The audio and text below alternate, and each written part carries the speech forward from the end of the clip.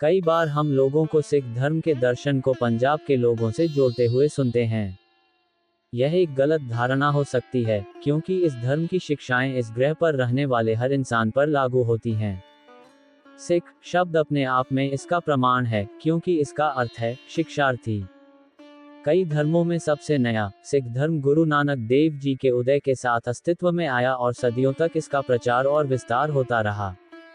गुरु गोविंद सिंह जी तक धर्म 10 गुरुओं की उपस्थिति से निर्देशित था, लेकिन गुरु गोविंद सिंह के निधन के बाद इसकी कमान श्री गुरु ग्रंथ साहिब को सौंप दी गई।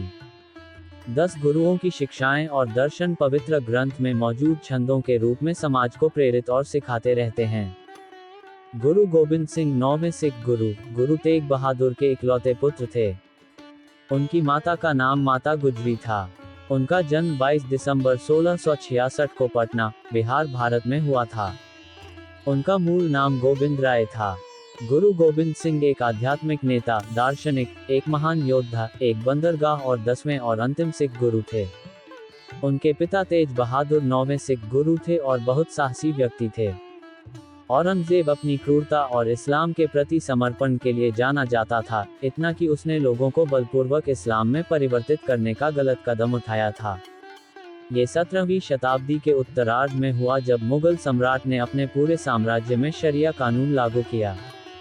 उन्होंने गैर मुस्लिम लोगों पर अतिरिक्त जजिया कर भी लगाया।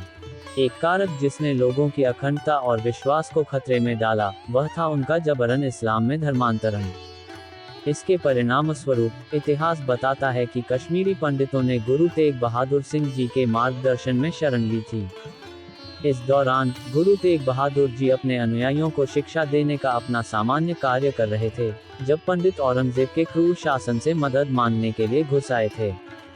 अपनी समस्याओं के समाधान के रूप में गुरु ने उन्हें सलाह दी कि वे औरंगजेब को चुनौती दें कि वे एक प्रसिद्ध महापुरुष को इस्लाम में परिवर्तित करें, और यदि वह ऐसा करने में सफल हो जाता है, तो अन्य लोग भी उसका अनुसरण करेंगे। इस बिंदु पर यह बिल्कुल स्पष्ट था कि यदि कोई मुगल साम्राज्य के आदेशों के विरुद्ध जाता है, तो उसे मौत की सजा दी जाएगी।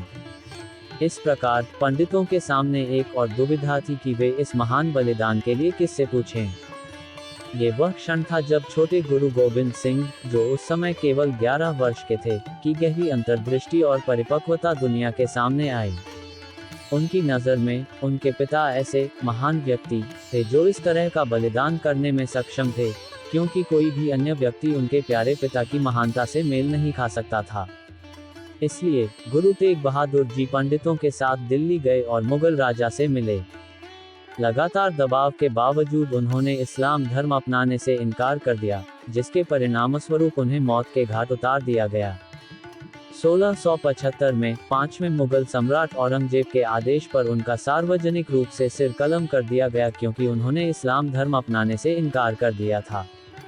इस घटना के कारण गुरु गोबिंद सिंह ने खालसा नामक एक सिख योद्धा समुदाय का गठन किया, जिसे सिख धर्म के इतिहास में एक महत्वपूर्ण घटना माना जाता है। 5 लेख जो 5 क के रूप में प्रसिद्ध हैं, उन्हें भी उन्होंने ही पेश किया था, और उन्होंने खालसा सिख को इसे हर समय पहनने का आदेश भी दिया था। गुरु गोबिंद सिंह जी ने सिख समुदाय के लिए सबसे अधिक योगदान दिया है, लेकिन सबसे महत्वपूर्ण योगदान में सिख धर्म के महत्वपूर्ण ग्रंथों को लिखना और सिखों के शाश्वत जीवित गुरु के रूप में सिख धर्म के धार्मिक ग्रंथ, गुरु ग्रंथ साहिब को धारण करना शामिल है।